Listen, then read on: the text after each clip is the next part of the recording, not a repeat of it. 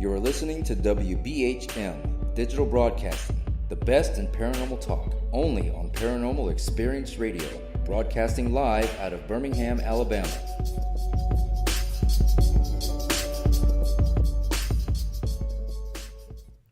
It is 45 minutes after the hour, and you are listening to Fate Radio. I'm Kat Hobson, your host, joined by my guest, Butch Witkowski, and we are talking all things anomalous, really, but we were discussing the injustices sometimes that are wrought against people who don't fit the common mode of Bigfoot investigators or ufologists or even paranormal investigators.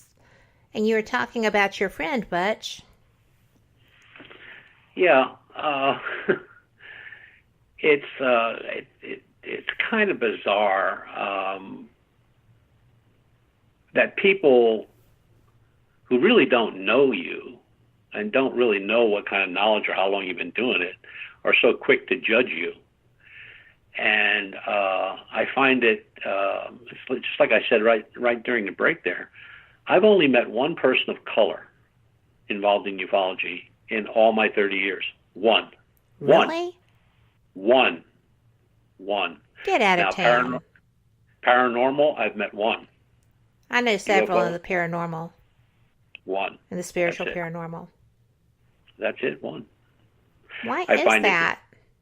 Well, you know how people are. I mean...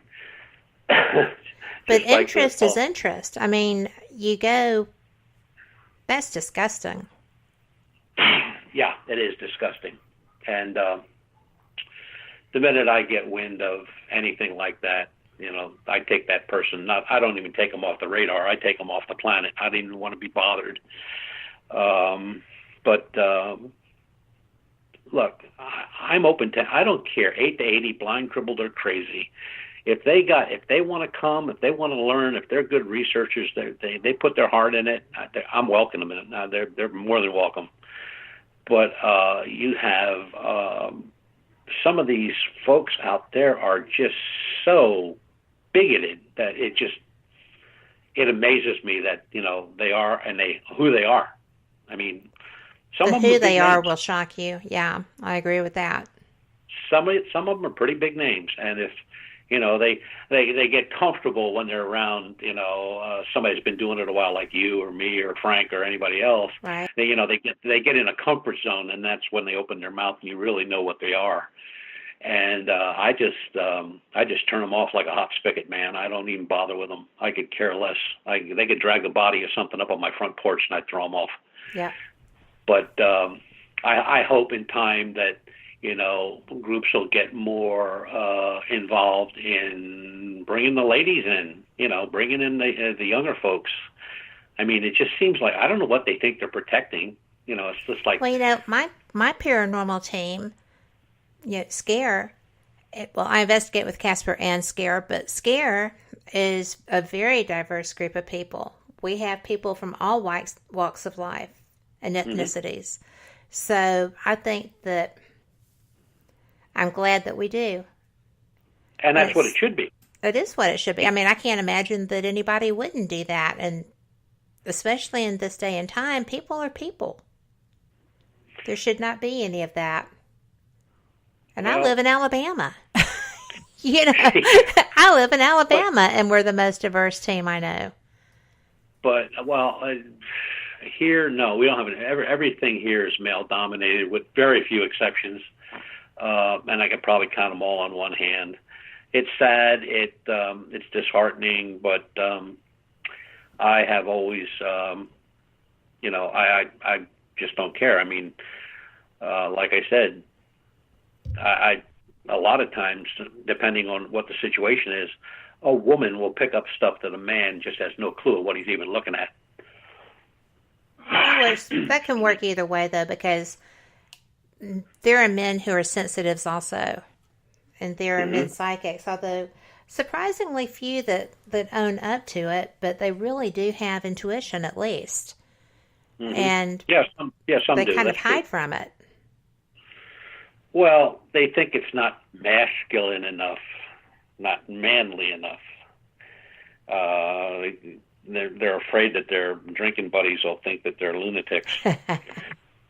But well, hey, most of them I'll already do think that. So. I'll take some of those lunatics anytime. Well, I'll tell It's you just what, like, I have had Frank Lee's butt up there saging an area of an attic I couldn't reach, and he was glad to do it. And I harass him all the time because there actually is video of that. But he does not mind. And I guess I'm just lucky that the men that I investigate with and interact with don't have those issues. I'm very fortunate in the things that I do not to have come across that very much. well, I know it's there. I don't either, because I kind of can smell them before they get close. Right. And I just shy away. I don't show any involvement. It's a hello, nice to meet you, see you, bye. But it has changed. It is changing. Hopefully, it'll get better over time, because I think so. I mean, with all the reports coming in and the diversity of the reports, I mean, as far as they're spread out over, paranormal is now mixing in with UFOs. UFOs is mixing in with cryptozoology. Cryptozoology is mixing in with paranormal. I mean, everything is mixing in. And it's like I always said, I think when you say paranormal, you're talking about everything. You're talking about ufology. You're talking about cryptozoology. You're talking about paranormal. You're talking about everything strange. That's paranormal. If it's not normal, it's paranormal.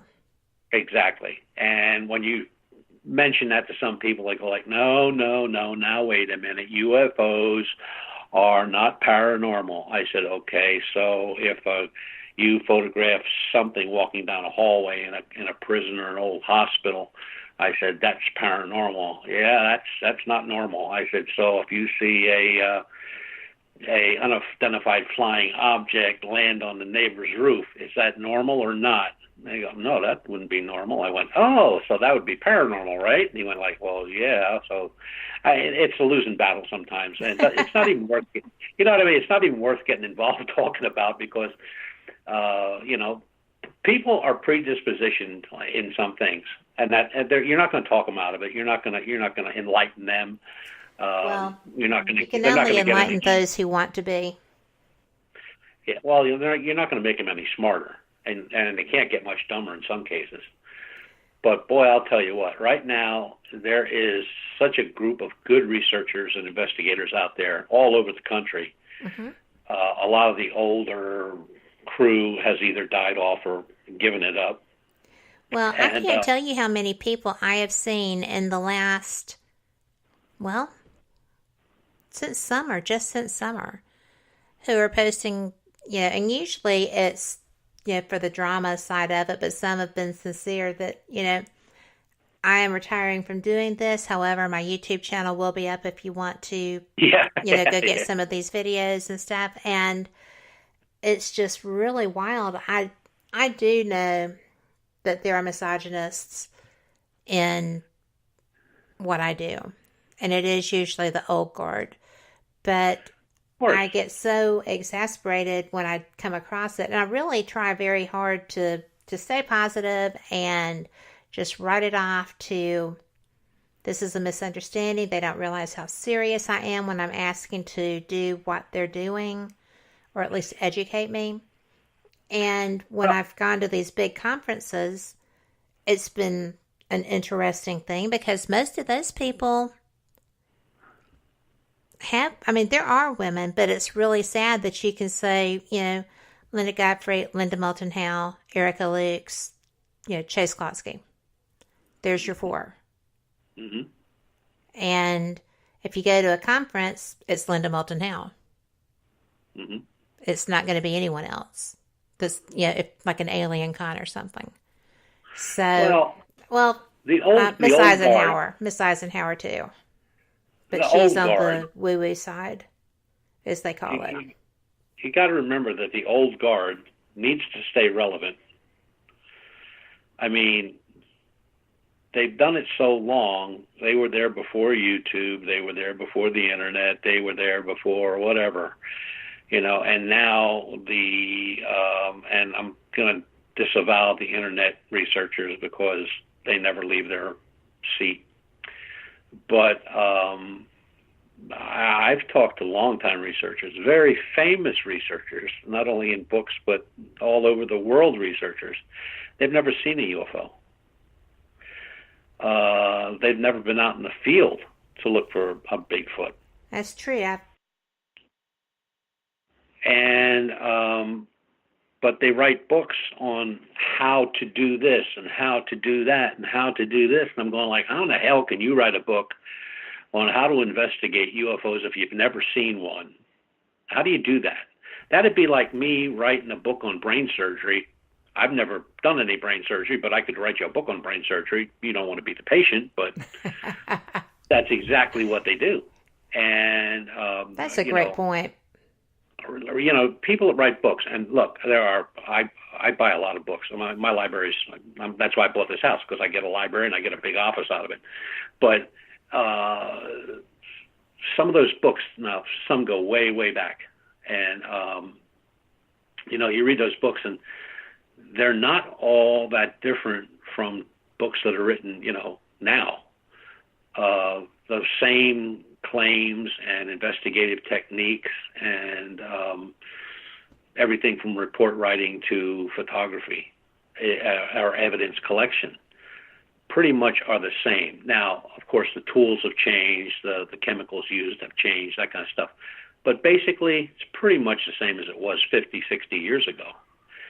And so, when I pick up a book by somebody who claims to be first of all, when I hear the word UFO expert or paranormal expert or cryptozoology expert, I want to knock my head against the desk, because there is no such thing as an expert, because if you were an expert, you would have figured it all out by now. And you would have a methodology of measurements and research techniques that were universal. But they don't, because it's still, no matter what they say or how they say it or how they write it or how they print it or how they put it up on YouTube or however, all of this is still a pseudoscience. Yes. And until you, I, Frank, or any of the other people that we all know drag the body of Bigfoot out the front door in front of cameras, or take the people out in the backyard and show them the landing craft that's still parked there, or take them inside and open up the closet and show them the UFO pilots sitting on a stump in your kitchen, and it doesn't matter. It makes no sense. But boy, I'll tell you, they got some people buffaloed. Oh my Lord!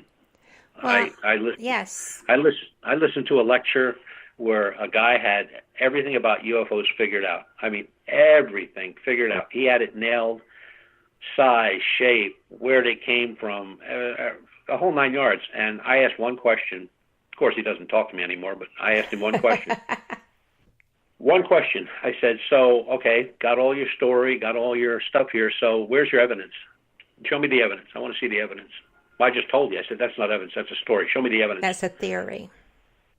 And so he doesn't talk to me anymore, but that doesn't matter. It doesn't mean anything to me. I always tell people, like, if you're going to do it right, you got to do it right to begin with. From the get-go. Yep, from the day one. The minute you start the report, or the minute you start your investigation till the day you end it. If you don't have any evidence, you have a story and a report. That's it. There's thousands. You better have a chain of evidence.